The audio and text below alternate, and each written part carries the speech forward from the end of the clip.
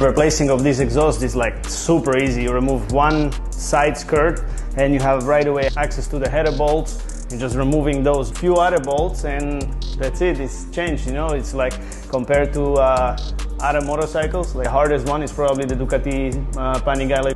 That one takes like 12 hours. This thing takes like 15 minutes.